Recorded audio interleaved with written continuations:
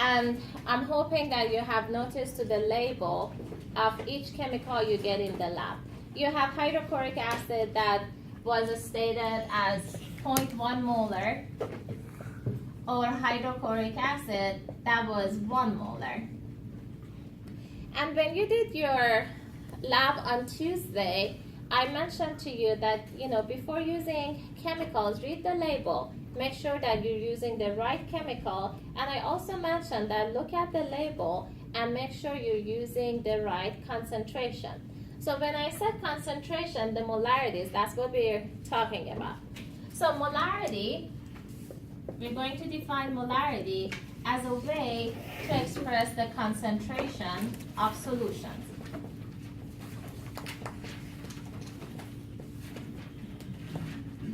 Now, your solution could be a solid-liquid solution. It could be a liquid-liquid solution. It could be a solid-solid solution.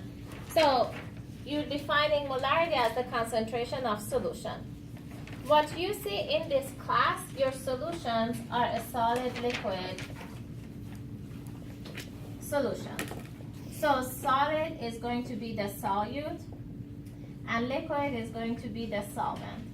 So you dissolve your solute into the solvent and you form a solution. Now, for these solutions, what matters, what's very important, is how much of the solute has been dissolved in this solvent. Why is it important? Because remember, when we were talking about chemical reactions and solutions, I mentioned to you the active ingredient or the active part of a solution is the solute, not the solvent. Your solvent is water in the reactions that you guys do, aqueous solution. Solvent's water is there just to make the ions to form and to help the reaction, to provide a medium atmosphere for these ions to find each other, to react with each other. That's why you have the solvent. Solvent does not participate in your reactions. And that's how we actually define a solvent. It's a component that solutes basically dissolve in, and solvents do not participate in chemical reactions. So if the part that's going to participate in a reaction is the solute, it's very important to me to know how much solute I have in my solution. So in the lab, you got, 1 ml, 2 ml of the solutions and mix them together. But in that 1 milliliter or 2 milliliter of solution, how much of it was your solute? How much of it was just water? And this becomes extremely important when I talk about quantities in chemical reaction. Most of the experiments you did today, they were precipitation reactions. So when the solutes from two solutions react with each other, you get a precipitate. But in order to know how much precipitate was formed, you need to know how much solute you had in each solution. So the whole idea is that we want to define molarity to define the concentration of our solution, and from here we want to find the amount of solute we have in each solution. That way we can do mole-to-mole ratio, we can write chemical reactions, and figure out exactly how much of each solution we're going to need, how much product we're going to produce. Now, for molarity, we're going to define molarity as number of moles. So capital M stands for molarity, and it's important. It has to be capital M. Is number of moles of solute over liter of solution. So number of moles of solute over liter of solution. You will need to memorize this equation for molarity. So if you pay attention to this equation, molarity and number of moles have a linear relationship. What does it mean? The more solute you have, the more concentrated your solution is going to be. The more solute you have, the higher the concentration of your solution is going to be. Now, two things that's very important and students usually get confused is, first of all, this is moles of solute, meaning that whenever a solution is given to you, your first step is identifying the solute and solvent. This is very important, and that's where usually students get confused. The second and most important thing is this volume here that is in liters. Oftentimes, the students forget to convert this to liters. They just plug in milliliters or whatever they're given to them. And keep in mind that this is the liter of the solution. Solution contains your solvent and contains the solute both. Now, one other thing I want to draw your attentions to is that, this molarity equation is also a way for you to find the number of moles. For when you do a stoichiometry reaction, remember, you can find the number of moles from mass, correct? You can use the molar mass to find the number of moles. You can find number of moles from the number of molecules, remember, using Avogadro's number. And now this is the third way that you should be able to find the number of moles for doing a stoichiometry limiting excess mole-to-mole ratio from molarity. So keep that in mind. We're going to do practice problems to see how we can use this equation.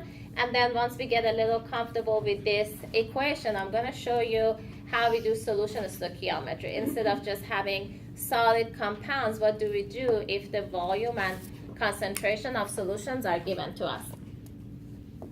So let's look at question number 8 on your handouts.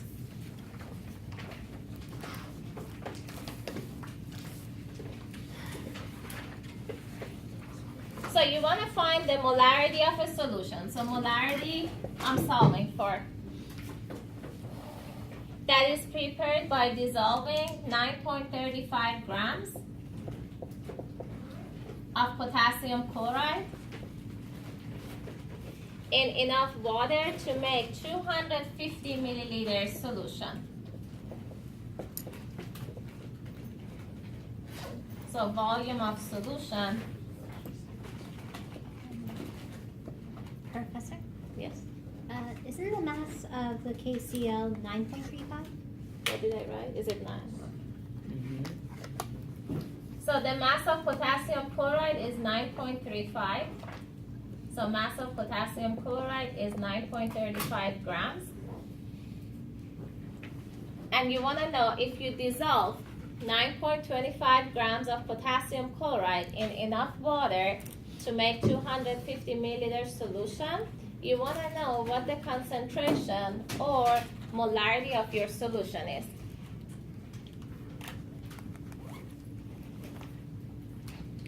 Now, in this solution, what's the solute?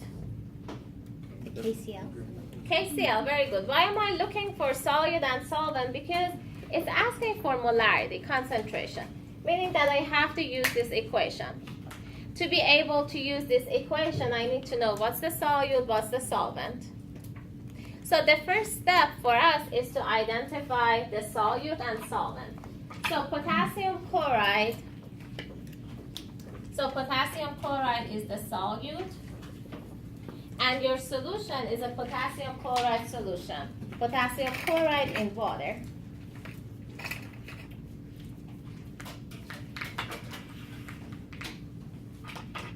Now, to find the molarity, I need two things to find the molarity of this solution.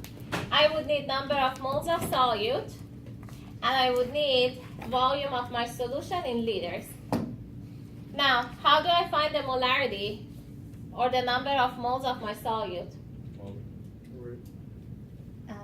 How do I find the number of moles of potassium chloride? Yes? You get the molar mass of potassium chloride. Very good. So the first step is to find the number of moles of potassium chloride. So we know that we have 9.35 grams of potassium chloride. And each mole potassium chloride is, let me get a periodic table.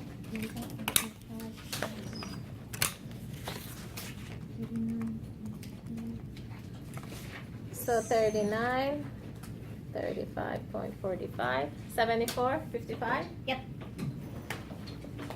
74, 55 grams of potassium chloride. Now mass and mass cancel out. So that gives you 9.35 divided by 74.55,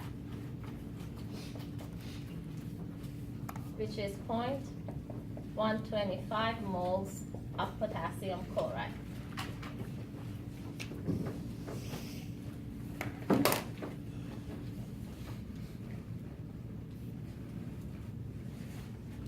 Now what I'm solving for is the molarity of this solution.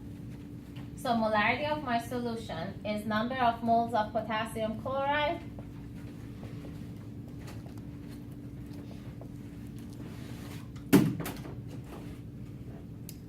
over the volume of your solution in liters. Your solution is 250 milliliters.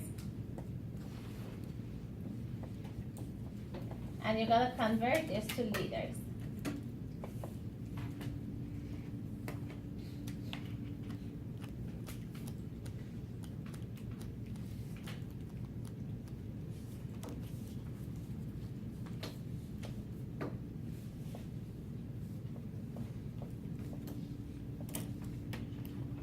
So your solution is 0.502 molar.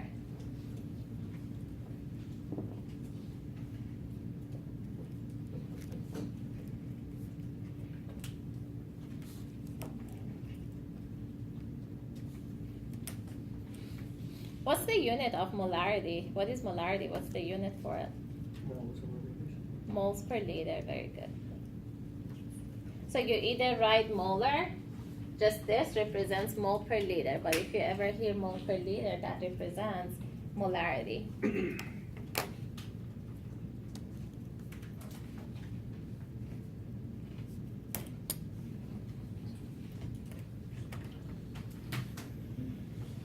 Questions?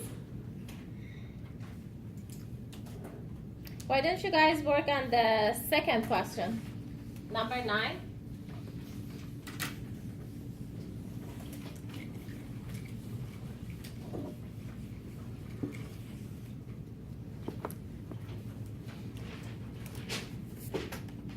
So you have a mercury 2 nitrate solution.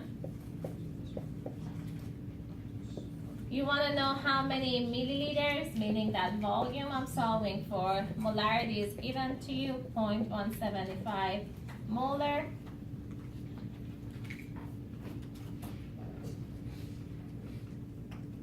Actually, let's not do this one. This is a little bit more complicated.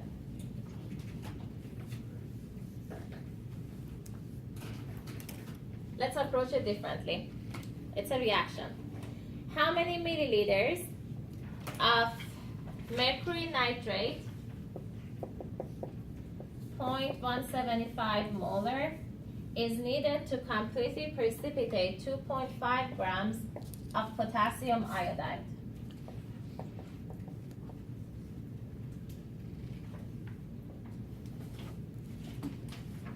So why don't you guys write the reaction between mercury nitrate and potassium iodide? Write the reaction, balance it, and then I help you solve this problem.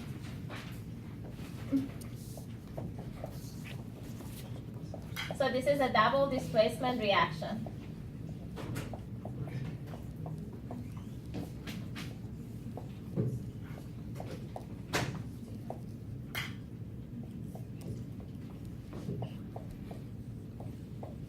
Can someone tell me if mercury iodide is soluble or not in water?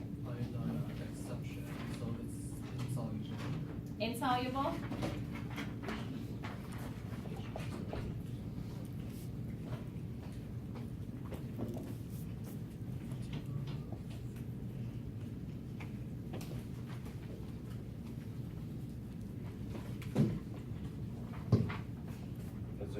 Yes. Is that an I or a Z?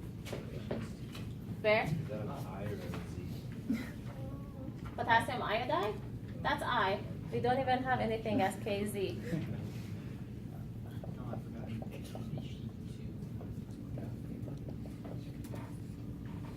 That's not on there. This is just like a new. Yeah, it is, it's number 9. Oh, it is?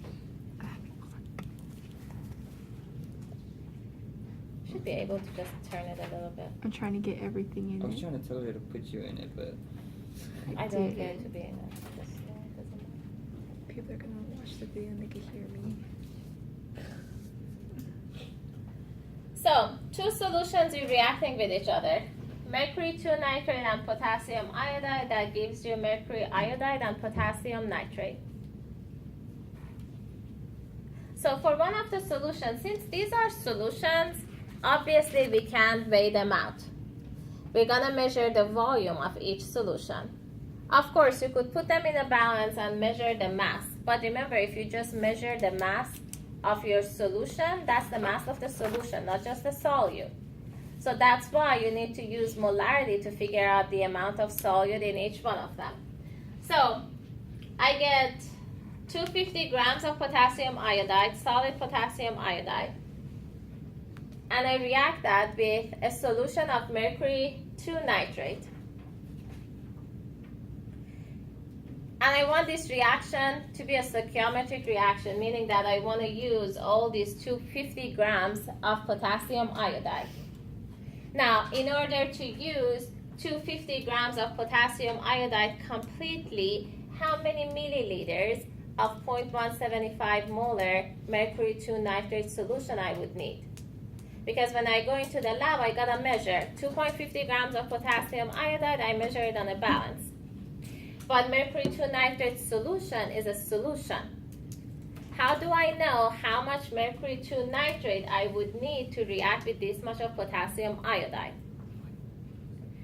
So, in order to do this, this is a stoichiometry reaction. Both quantities of reactants are given to you.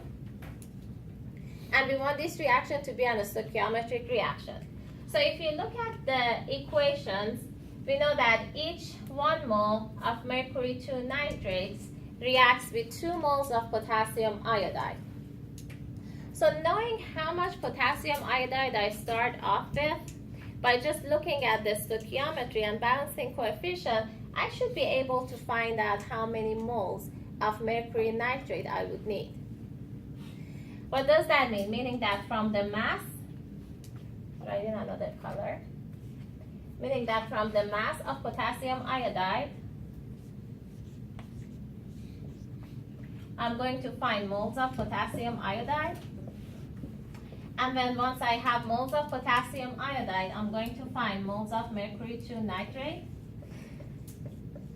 And once I find moles of mercury 2 nitrate by using the molarity, I'm going to find out the volume of mercury 2 nitrate. This is your solution map. Why am I doing this? Because it's a reaction, a stoichiometry reaction. Mole to mole ratio is extremely important. So in order to consume 2.50 grams of potassium iodide, I need to know how many moles of potassium iodide I have. Once you know the moles of potassium iodide, you look at the balancing coefficients, you figure out moles of mercury 2 nitrate, and from there we can find out the volume of mercury 2 nitrate solution. Does this make sense? The plan? Yeah? Alright, so let's try it. To find the moles of potassium iodide, you start with 2.5 grams of potassium iodide. So to convert to moles, we use the molar mass. So each mole potassium iodide, 166.0 grams of potassium iodide. So mass and mass cancel out. And then based on the balance reaction, each 2 moles potassium iodide reacts with 1 mole of mercury 2 nitrate. So from here, I can find the moles of mercury 2 nitrate. I'm going to break this just to show you how everything is happening. And then once we get more comfortable, we can do it all in one step.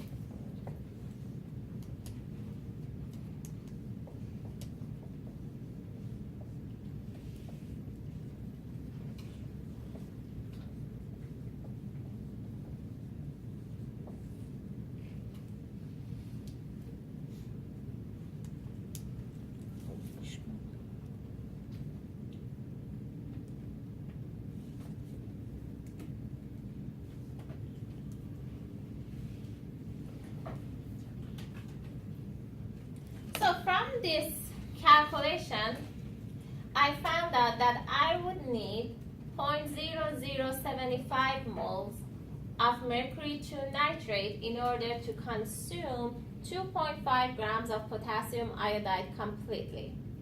Does this make sense? Now, let's look at the question. The question is not asking for the number of moles of mercury 2 nitrate, right? It tells us the volume. Why? Because mercury 2 nitrate is a solution. Now, what I need is just 0.0075 moles of mercury 2 nitrate. What I have available is a solution of mercury 2 nitrate, which is 0.175 molar.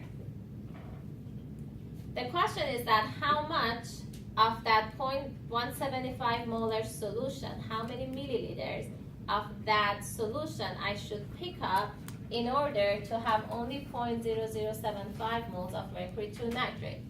So remember, molarity is number of moles. Yes. You can just switch it. Or over liter of solution.